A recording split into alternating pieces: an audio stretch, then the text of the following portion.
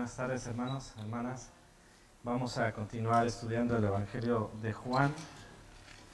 Y esta tarde veremos cómo perder a la gente con un sermón. No sé si os parezca interesante el título. Yo creo que tiene algo interesante que decirnos. A estas alturas del ministerio de Jesús pareciera que llega a una especie de depuración, si podemos decirlo de esta manera, ya que tiempo atrás vemos que la fama de Jesús iba acrecentándose, es decir, vimos cómo empezó con un grupo pequeño, llamando unos pocos, sus milagros eran un poco en privado, estoy pensando ahora mismo en Juan 2, la conversión del agua en vino, pero conforme van pasando los días, pues la gente se va dando cuenta, va haciendo señales, va a Jerusalén y hay mucha gente que le sigue. Venimos de esta secuencia donde hay mucha gente que ha seguido a Jesús, pero ya Jesús había denunciado que muchos de ellos le seguían por motivaciones incorrectas. Pero a pesar de todo esto, hemos visto la ocasión anterior, en los textos anteriores, que había habido una tormenta, que Jesús había caminado sobre el mar, pero a pesar de esa gran tormenta, había gente que ciertamente ya había marchado a casa, que ya habían tenido suficiente, pero aún había gente que le seguía buscando y que incluso cruzó hasta Capernaum, de Betsaida hasta Capernaum para buscarle. ¿Dónde está? Hemos despertado esta mañana y vemos que ya no está aquí y le fueron a buscar. Entonces, ahora pasamos, si me permitís la expresión, a un nivel 2 de depuración, donde el Señor va a confrontar a la gente no con otra cosa, sino con la verdad. Es decir, cómo Jesús perdió mucha gente con la verdad. No les dijo cosas malas, no les dijo cosas raras, sino simplemente les confrontó con la verdad. Y hay una frase muy conocida en nuestro contexto evangélico que todos conocemos, que es: de cierto os digo. Es como decir, poner atención, os voy a decir una gran verdad. Lo que os voy a decir es cierto. Y con esto llamaba la atención, preparados, porque os voy a lanzar algo que es verdad. Y en este pasaje hay cuatro veces que se repite esta expresión. 4 veces que Jesús les dice: de cierto os digo. ¿Y les suelta qué? ¿Una mentira o una verdad? Bueno, Jesús no podía mentir, ¿no? Así que tampoco hay mucho que buscar. Les decía la verdad. La verdad tal cual era. A lo mejor les gustaba o a lo mejor no les gustaba. En general vemos que no les gustó. Y de hecho en el 6:66 dice claramente que desde entonces muchos de sus discípulos volvieron atrás y ya no andaban con él. Muchos de sus discípulos, mucha gente, no eran de los 12, pero mucha gente que ya venía siguiendo a Jesús de manera cotidiana, constante, dice que después de estas cosas dejaron de seguirle. ¿Después de qué cosas? De estas, de 4 verdades que el Señor les comenta. Vamos a la primera. Esto está en el versículo 26. Y dice Jesús, respondiendo Jesús, les dijo: de cierto os digo, que me buscáis no porque habéis visto las señales, sino porque comisteis el pan y os saciasteis. ¿Qué pensáis de esta expresión de Jesús? Es decir, esta gente, este grupo le busca a Jesús, que te hemos encontrado por fin, y le lanzan una pregunta: ¿cuándo llegaste acá? Que nosotros nos quedamos contigo allá y ahora no te vemos, pero coméntanos, ¿cuándo llegaste acá? ¿Y qué es lo que Jesús responde? ¿Qué pensáis? ¿Es una respuesta apropiada? ¿Es una respuesta poco cortés? ¿Qué pensáis? ¿Qué diríais? Te preguntan: ¿cuándo llegaste acá? Y tú respondes: de cierto te digo que me buscas por la comida.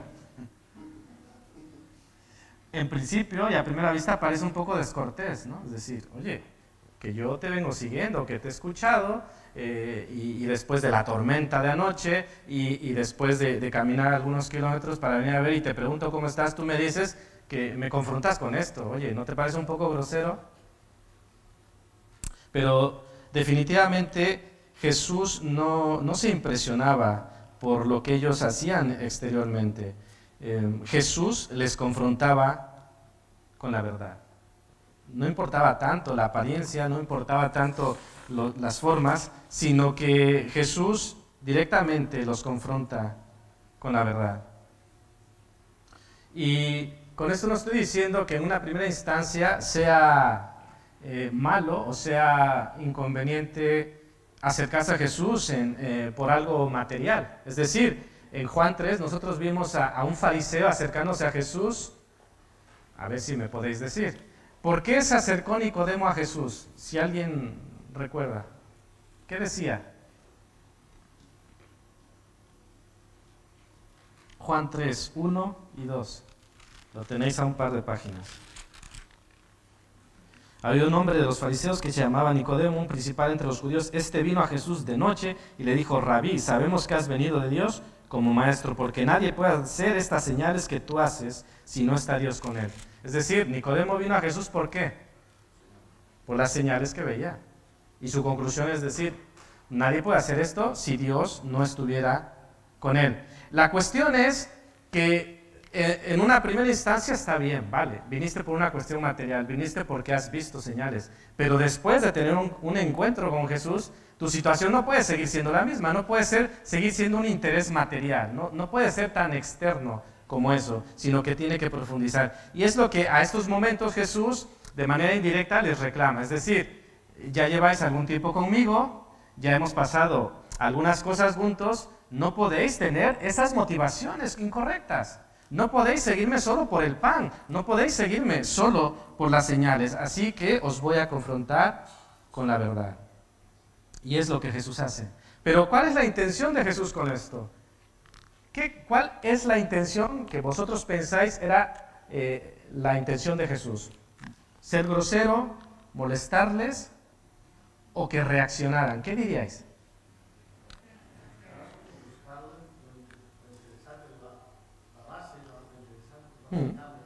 Claro.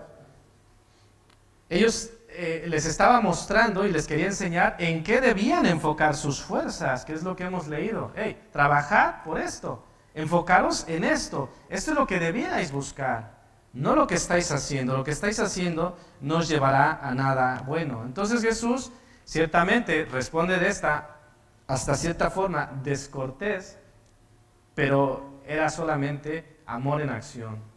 Es decir, los confronta por amor, les confronta con la verdad porque quiere que reaccionen, quiere que se arrepientan y quiere que se den cuenta de su situación.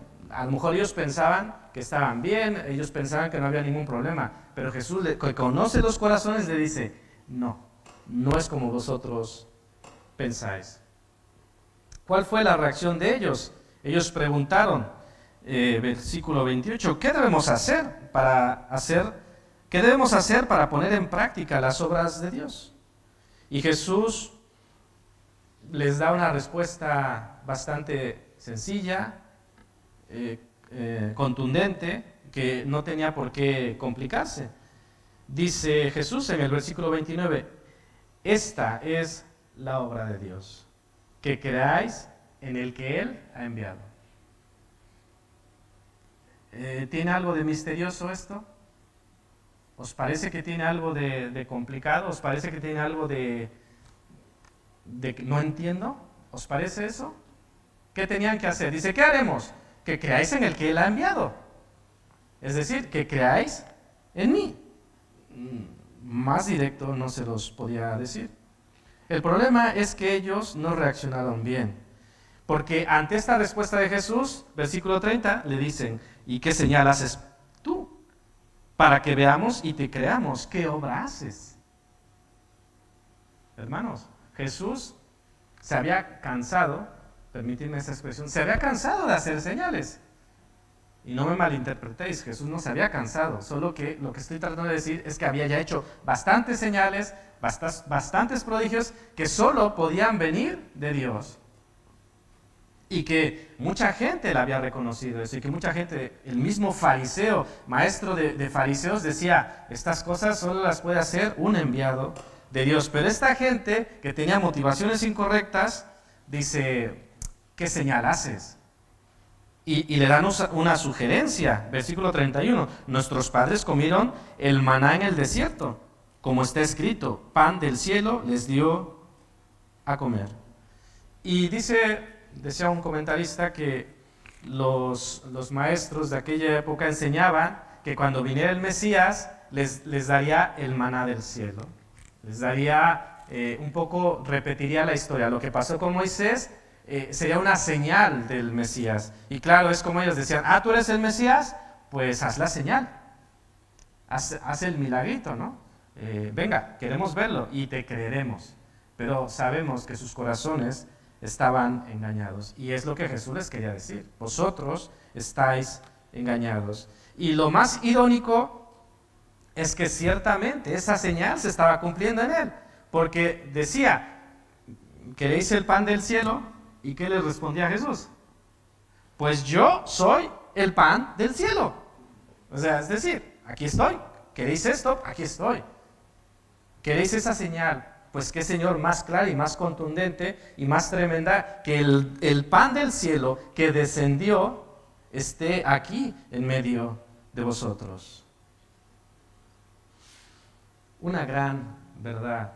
Una verdad que es tan clara y contundente porque de la boca del Hijo de Dios salía una verdad que además afirmaba, de cierto os digo. El problema que había aquí, versículo 36, dice, mas os he dicho que aunque me habéis visto, no creéis. ¿No os parece tremendo esto, hermanos? Jesús, el Hijo de Dios, dando una verdad y yo digo, no creo. ¿No es tremendo? Una verdad de Dios reafirmada, de cierto os digo, y ellos tenían un grave problema. No creían. Jesús acababa de decir, ¿qué es lo que haremos? Que creáis. ¿Y cuál era la situación? Que no creían. Tenemos un problema. ¿Qué hay que hacer? Creer. ¿Qué hacían? No creían. Bueno, Jesús pasa, vale, con esta no tenéis suficiente, vamos a una segunda verdad. Y se la suelta en los versículos 32 y 33, dice, y Jesús les dijo, y otra vez la frase, os voy a lanzar otra cosa, de cierto os digo, no os dio Moisés el pan del cielo, mas mi Padre os da el verdadero pan del cielo. ¿Queréis esa señal? Porque el pan de Dios es aquel que descendió del cielo y da vida al mundo. Es decir, estáis un poco confundidos. No fue Moisés quien nos dio el maná, sino fue Dios. Y en esta ocasión, este maná que vosotros queréis, no es una semilla en forma de cilantro, como se describía el maná en el Antiguo Testamento, sino que en esta ocasión era en forma de hombre, en persona, el pan del cielo. Y también ese maná que solo fue para Israel, ahora, en palabras de Jesús, es para todo el mundo. Versículo 33 al final dice, descendió del cielo y da vida a Israel, da vida al mundo. Entonces vemos una revelación de esta verdad que Dios da. El verdadero pan del cielo soy yo. Y he descendido del cielo para dar vida al mundo. Entonces, Jesús ya les denuncia, les dice, me habéis visto y no creéis. Os estoy diciendo que tenéis que creer en mí. Os estoy diciendo que soy el pan del cielo. Y en el versículo 35 les dice de manera muy contundente, yo soy el pan de vida. ¿Estáis buscando el pan del cielo? Yo soy. Con ese título especial de los yo soy de Jesús. Un yo soy es el primero de los que menciona Juan. Yo soy el pan de vida. El que a mí viene nunca tendrá hambre, y el que en mí cree no tendrá sed jamás. Pero ellos seguían en su literalismo. Recordemos a aquella mujer samaritana cuando le dice, yo te daré esta agua y no volverás a tener sed. Y ella decía, Señor, dame. Y también ellos responden, no tendremos hambre con este pan, pues venga, dámelo. Pero ellos no entendían que no se trataba de un pan físico, que no se trataba de un agua física, se trataba de creer en Él y se los estaba diciendo, tenéis que creer en mí. Y más adelante se los dice en otra forma un poco más violenta, tenéis que comer mi carne y beber mi sangre. Y se los dice de distintas formas, de manera que ellos crean. El problema está revelado en el versículo 36, como ya lo dijimos. No creían. Vosotros me veis, me miráis, me conocéis, pero no creéis en mí. En los siguientes versículos, del 37 al 40, Jesús describe un poco cuál es la misión del pan de vida. He descendido para dar vida al mundo y justifica un poco su ministerio, que Él dice que ha venido a hacer la voluntad de su Padre. Y si preguntáramos, ¿y cuál es la voluntad de su Padre? Pues que la gente crea. O sea, volvemos a lo mismo, que creáis en mí, he venido a hacer la voluntad de mi Padre. ¿Y cuál es la voluntad de mi Padre? Que creáis. Que creáis en el Hijo. Y también, de acuerdo a estos versículos 37 al 34, la voluntad del Padre es que seáis resucitados y que tengan vida eterna. Versículo 40, y esta es la voluntad del que me ha enviado, que todo aquel que ve al Hijo y cree en Él, tenga vida eterna. Y yo le resucitaré en el postrero, es decir, que fueran resucitados. Es lo que quería Jesús, es lo que quería el Padre, y es lo que quería que entendieran. Y les lanza esta segunda verdad. Esto también nos debe hacer pensar en la importancia del pan. Jesús toma una figura de pan de vida. Es una ilustración, evidentemente, no caigamos en el literalismo de los judíos, no pensemos en Jesús como un pan, se ha convertido en un pan. Como a veces celebramos la Santa Cena y no podemos pensar que ese pan en ese momento es Jesús. Eso se llama transustanciación y no es así. Jesús no se convierte en un pan, ni el vino se convierte en la sangre de Jesús. Es un símbolo, es una representación, que es lo que está haciendo en el Evangelio. Les está haciendo un símbolo para que ellos entiendan. Yo soy el pan. ¿Queréis el maná? Pues yo soy el pan de vida. Tenéis que creer en mí. ¿Que no entendéis? Le decía al pueblo, el problema es que ellos no entendían o no querían entender. Estaban cerrados. Hace rato Javi decía que preparemos nuestro corazón. Ciertamente, igual creo que alguien me mencionaba antes, y será para edificación la prédica un poco en chiste o en broma. Yo digo, hombre, con el corazón correcto, siempre la palabra de Dios es para bien, siempre es para edificación, con el corazón correcto. En este caso, ellos no tenían el corazón correcto, ellos no tenían la postura correcta, ni como hemos dicho muchas veces, no tenían la motivación correcta.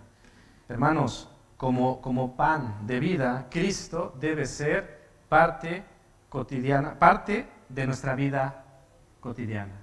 Es decir, cada cuánto comemos, cada día, más de una vez, ¿cierto? Pues en esa misma figura, cada cuánto tiene que estar Jesús presente en nuestras vidas, cada día. No es ni cada domingo, ni cada mes, sino cada día. Y es lo que Jesús está diciendo con estas figuras. Les está diciendo que creáis en mí. Pues también con estas figuras nos está diciendo cada cuánto tiene que ser parte de nuestra vida Cristo. ¿Qué conclusión podéis sacar? ¿O me la estoy inventando? ¿Vosotros también sacáis esta conclusión o es algo que yo me imagino? Decídmelo. ¿Sí podemos estar de acuerdo en esa conclusión todos? ¿De que Jesús debe ser parte de nuestro día a día? Muy bien, bueno, porque así estoy más tranquilo, ¿no? Porque digo, a lo mejor estoy mirando algo que no es. Sigamos con una más. Tercera verdad. Y nuevamente la frase, de cierto, versículo 47, de cierto os digo, el que cree en mí tiene vida eterna. Yo soy el pan de vida. Es como, os lo repito, creed en mí. Esta es la verdad, esto es lo que debéis hacer. Yo creo que es una verdad sencilla. Creer en mí. El que cree en mí tiene vida eterna. ¿Queréis tener vida eterna? Sí, pues creed en mí.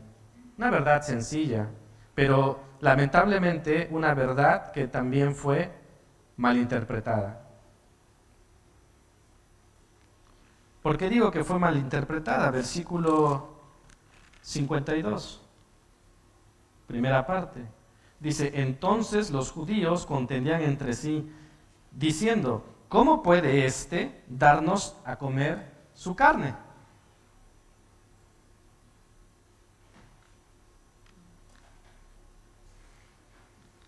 En cierta forma tiene sentido, ¿no? Si vas a lo literal, dices, ¿de qué está hablando este hombre? ¿Cómo que comamos su carne y cómo que bebamos su sangre? Eso, ¿cómo le conocemos a comer la carne de otra persona? Canibalismo, ¿no? Dices, ¿de qué está hablando este hombre? Canibalismo. Uf.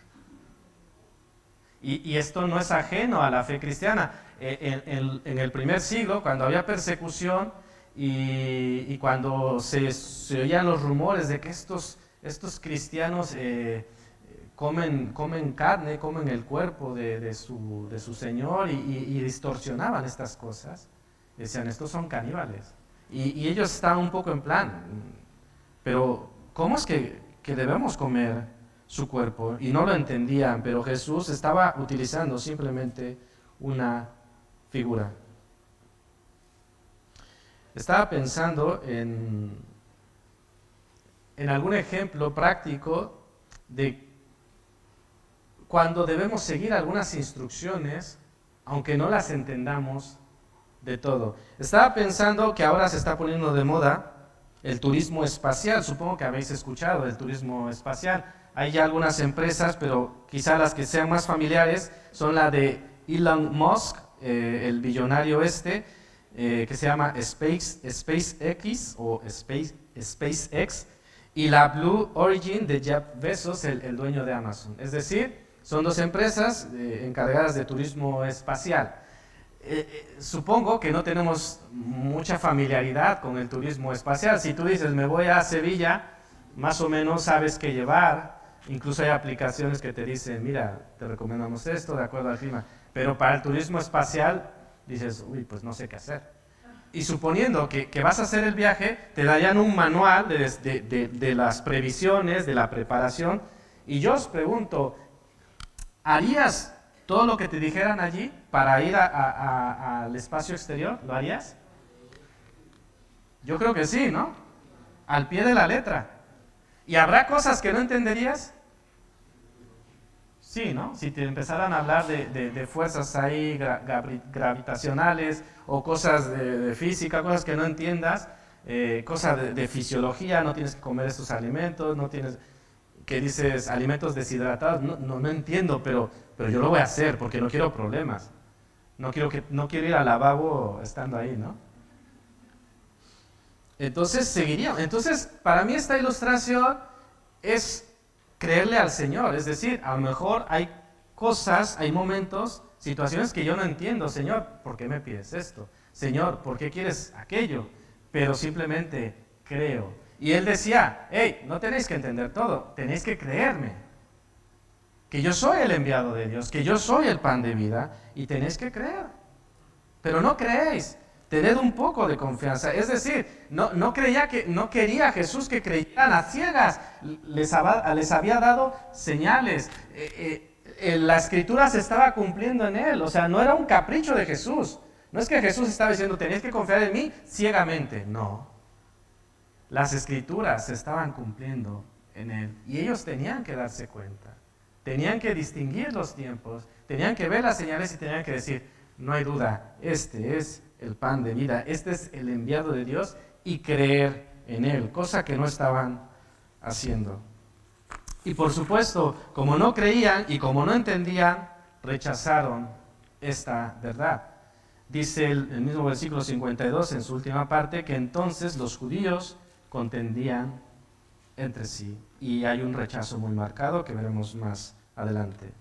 Entonces, cada declaración, llevamos 3 verdades y cada verdad es vista con recelo, es vista con desconfianza y hasta cierto punto es rechazada.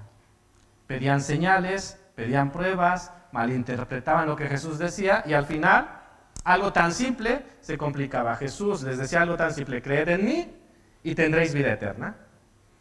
Y de esa verdad tan simple se había complicado al grado que le rechazaban que pedían señales y que incluso, como dice aquí, y que murmuraban. O sea, habían pasado de la puerta de la vida eterna a la puerta del juicio por reaccionar tan malamente, porque estaban abriendo la puerta de la murmuración. Y vamos a la última parte, a la cuarta verdad, que la encontramos en el versículo 53, y nuevamente la frase: Jesús les dijo, de cierto os digo. ¡Hey! Otra verdad. Si no coméis la carne del Hijo del Hombre y bebéis su sangre, no tenéis vida en vosotros. Yo creo que, no sé lo que vosotros pensáis, pero yo creo que aquí Jesús les complica un poco. Es decir, si ellos ya con cosas tan claras no estaban entendiendo, o no querían entender, no tenían los corazones correctos, pues con esta afirmación, ¿qué opináis? ¿Qué pensáis? ¿Ellos lo iban a tener más claro o se les iba a complicar la cosa? ¿Qué diríais? Decid algo. Sí, ¿no? Me suena más complicado. ¿A todos estáis de acuerdo? Pero quizá Jesús les había dicho, a ver, se los he dicho con bolitas y palitos, sencillito, y no entendéis. Bueno, vamos a ver de esta forma. Y Jesús a lo mejor debía aclararse, pero ¿qué más claro podía ser? Y les dice de esta forma. Y ellos preguntan, y en cierta forma, en su razonamiento tenían razón de hacerlo, que cómo es que Jesús les pedía esto. Incluso algo que la ley prohibía. O sea, ellos no podían comer sangre, y Jesús les está diciendo que si no bebían su sangre, no tendrían vida eterna. Entonces, con una postura incorrecta, pues se te cruza todo, ¿no? Dice, a ver, nosotros seguimos la ley de Moisés, Moisés dice que no comamos sangre, viene este hombre y me dice que beba su sangre. ¿Qué diríais? Este hombre está mal, está yendo contra la ley. Y literalmente, si lo vemos así, sí, pero Jesús no está hablando de eso. Jesús está hablando simbólicamente. Tenían que recibirle, tenían que creer en él, y se los había dicho. Pero ellos no querían entender. Entonces les da esta figura, es decir, tenéis que comer mi carne y beber mi sangre. Y vamos a verlo un poco con tranquilidad. Vamos a ponernos un poco en su lugar. Ellos estaban confundidos, ¿qué nos está diciendo este hombre? Y si ponemos un poco el corazón correcto, nos alineamos, podemos entender. Versículo 51 dice, yo soy el pan vivo que descendió del cielo. Si alguno comiere de este pan, vivirá para siempre. Y el pan que yo daré es mi carne, la cual yo daré por la vida del mundo. Bueno, Jesús simbolizó su cuerpo con el pan. Este es mi cuerpo que por vosotros es dado. Entonces, cuando él dice, yo soy el pan vivo que descendió del cielo, no estaba diciendo otra cosa que Juan 1:14. Y el verbo se encarnó. El verbo habitó entre nosotros. Dios descendió del cielo y dice, y si alguno comiere, ¿qué quiere decir esto? Había que comerle, es decir, creer, recibirle, confiar en él. Y cuando él dice, la cual mi carne yo daré por la vida del mundo, ¿qué estaba diciendo? Lo que pasó, que iba a dar su cuerpo en una cruz para salvar ¿a quién? Al mundo.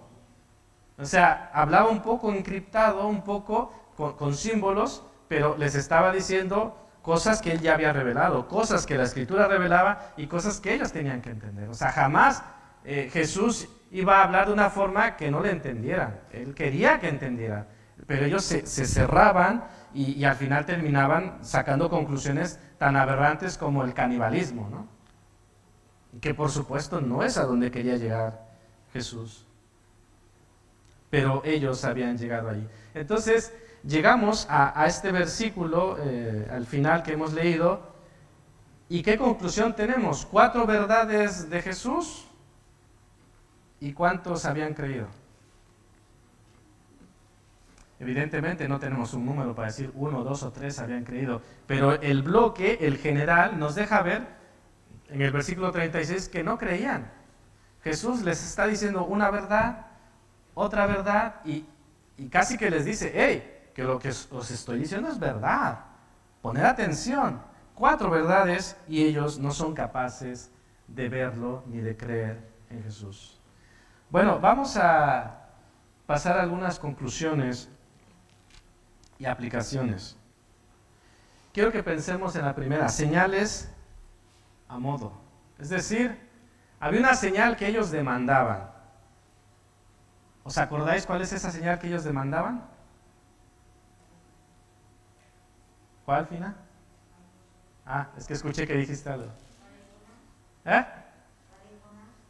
La de Jonás. No. La que hemos leído ahora. Maná, claro. Nuestros padres comieron el pan del cielo, queremos ver.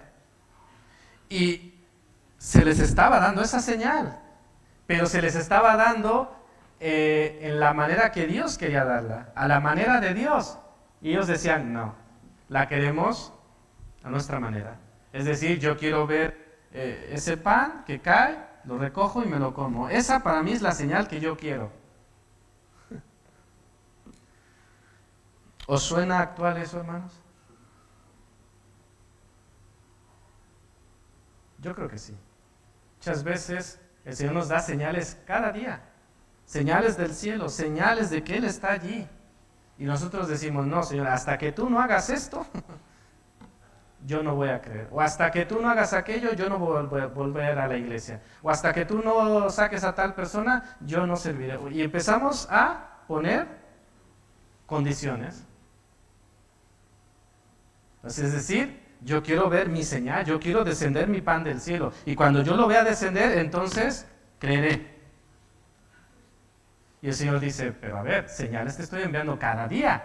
Si no quieres creer, es porque no quieres, no tienes la actitud correcta. Pero la señal está. Y tengamos cuidado, hermanos, con según qué señales. Porque dice 2 de Tesalonicenses 2, 8 al 10, y entonces se manifestará aquel inicuo a quien el Señor matará con el espíritu de su boca y destruirá con el resplandor de su venida. Inicuo cuyo advenimiento es por obra de Satanás, con gran poder y señales y prodigios mentirosos, y con todo engaño de iniquidad para los que se pierden, por cuanto no recibieron el amor de la verdad para ser salvos. Esto es peligroso, es decir, si no recibimos el amor de la verdad para ser salvos, si no recibimos la verdad de Dios, ahí hay 4 verdades que Dios había dado y no las recibieron. Nosotros recibimos verdades, nosotros recibimos el mensaje de Dios, nosotros recibimos las señales de Dios. Pero si no las queremos recibir, ¿qué pasa? ¿Es problema de Dios o es problema nuestro? Es problema nuestro. No, Señor, esto no va así, esto va como yo digo.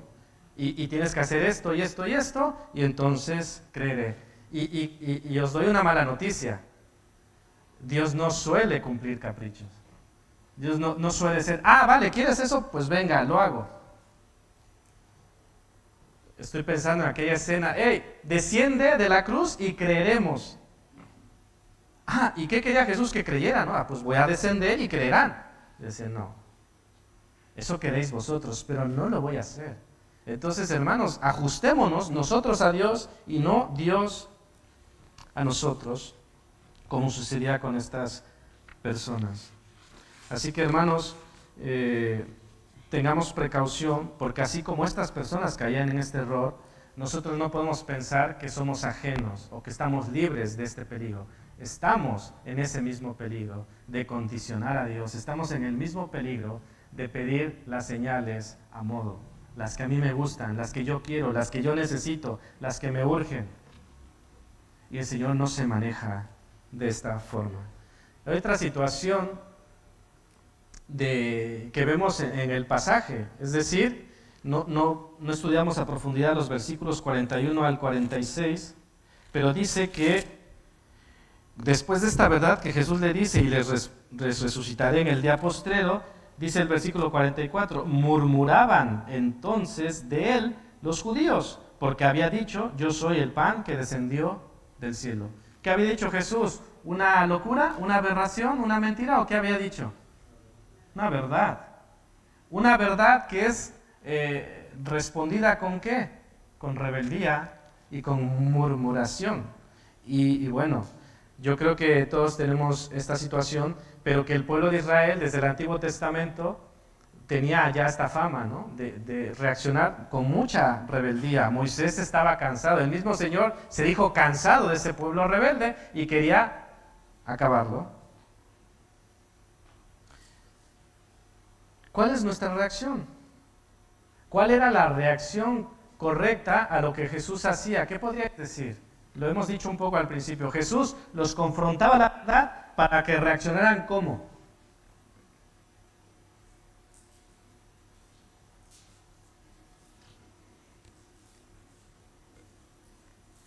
Nadie se anima. ¿Cómo quería Jesús que reaccionaran? Creyendo, arrepintiéndose, poniendo su fe en Él. Lo mismo que se nos pide hoy para ser salvos, arrepentimiento y fe. No, la verdad sigue siendo simple, el problema sigue siendo el mismo, la incredulidad. Hermanos, es bueno que el Señor nos confronte con su palabra, es bueno que el Señor nos confronte con su verdad. No es una muestra de odio o de molestarnos, es una muestra de amor. Cuando el Señor nos confronta con su palabra, con su verdad, y a veces, como dicen, la verdad duele, pero ¿para qué lo hace el Señor? Para que nos arrepintamos, para que corrijamos, para que espabilemos, para que digamos, oh, no me había dado cuenta, Señor, lo siento, perdóname, ahora lo veo. Y el Señor dice, pues genial, porque es lo que yo quiero, que lo veas. Y por eso te lo digo, y por eso te lo repito. Así que evitemos reaccionar con la murmuración o con el rechazo y la rebeldía. Que ya de paso decir que la murmuración es un tema muy delicado, que en el Antiguo Testamento, ¿cómo solía saldarlo el Señor de la murmuración? ¿Os suena un tal Coré? ¿Qué pasó con Coré?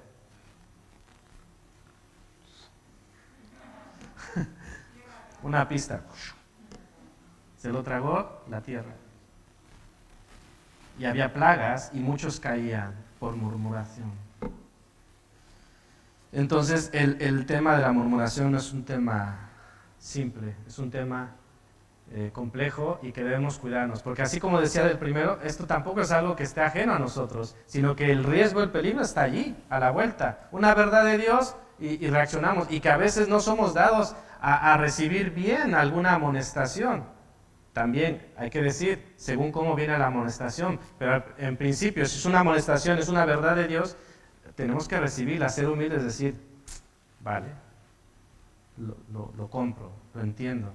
Pero viene una amonestación y es, y tú me lo dices, si tú eres peor que yo, o que no has visto tu caso, no has visto tu casa, no has visto tus hijos, empezamos, ¿no? Claro, es lo mismo, rechazo a la verdad de Dios. Si el Señor me dice que me corrija, pues gloria a Dios, para la gloria de Él y para las cuentas que yo he de dar a mi Señor. Vamos a terminar con verdades bíblicas no gratas, es decir, verdades que confrontan, verdades que a veces no son bienvenidas, pero es palabra de Dios, están aquí, y que debemos admitir, hay cosas más fáciles que otras. Es decir, si el Señor me dice, ¿qué se os ocurre? Que el Señor nos pida y sea fácil. Venga, decidme algo.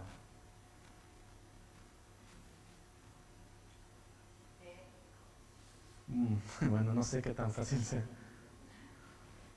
Venga, decidme una, que yo estoy seco, ahora mismo no me viene ninguna. Sí, eso es bueno, ¿no? Cuando se trata de descansar, sí, obediencia.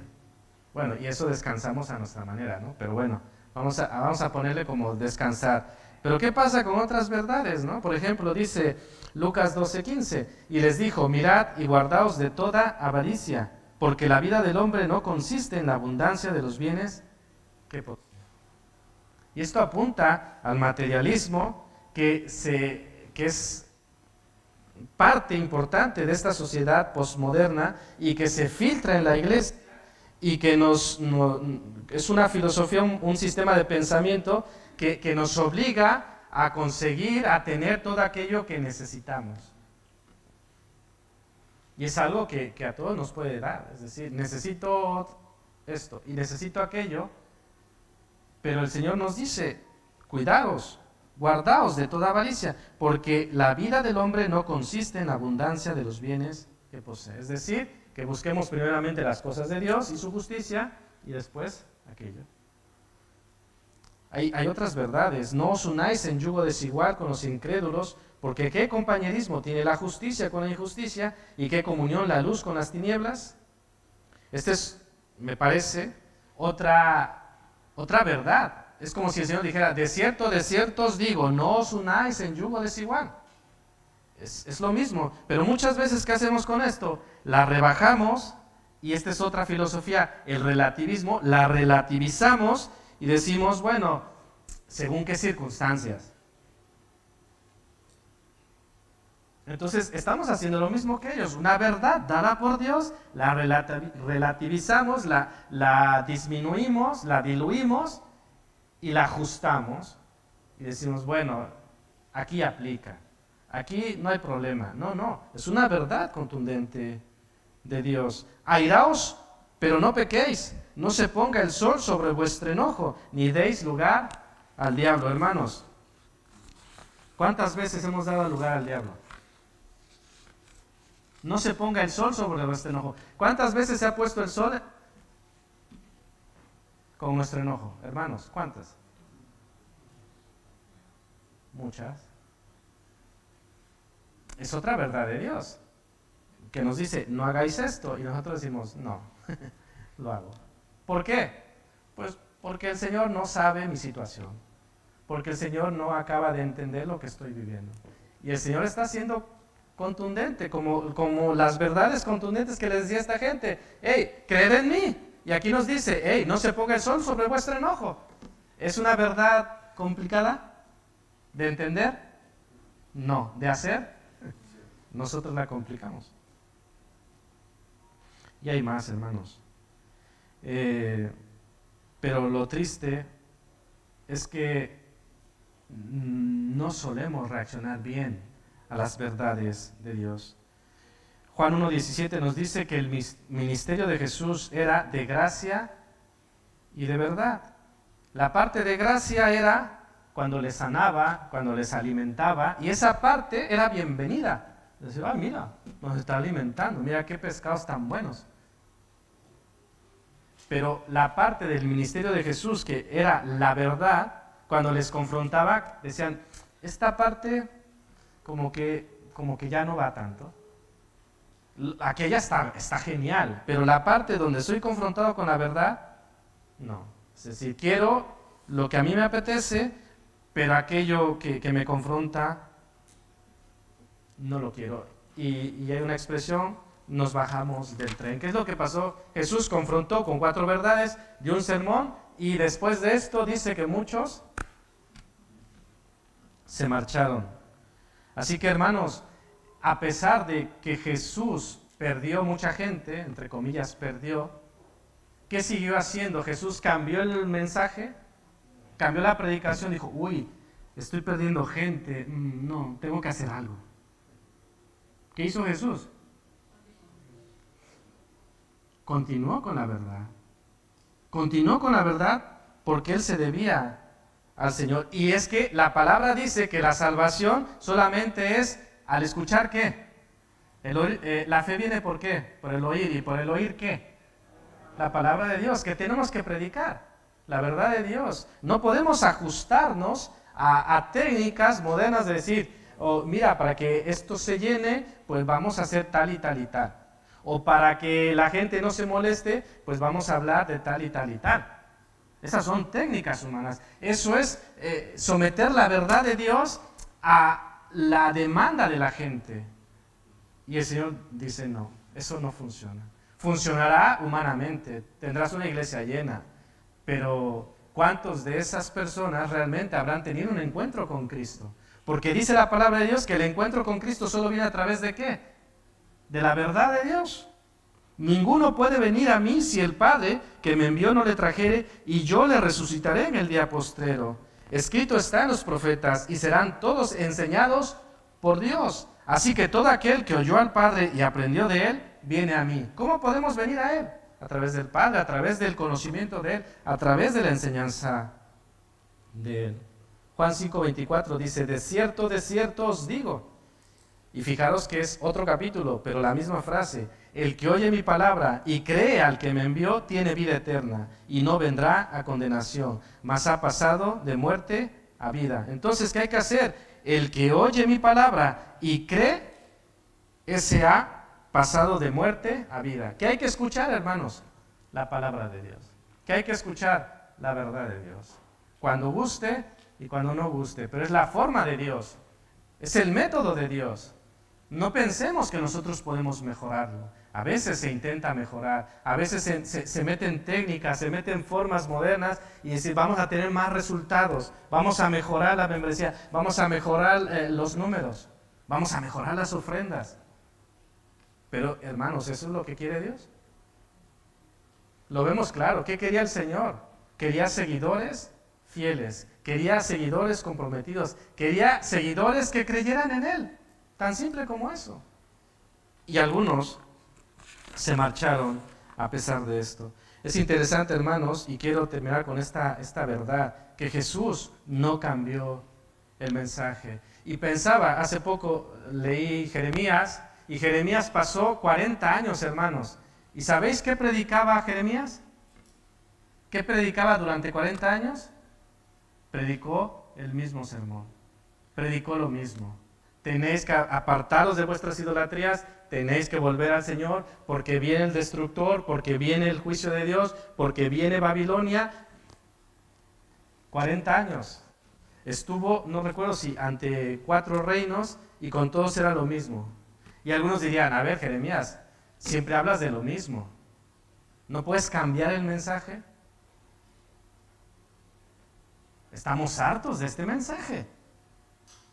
Y también a veces la gente puede decir, uy, este siempre habla de lo mismo, siempre habla de arrepentimiento, siempre habla de la santidad de Dios, siempre...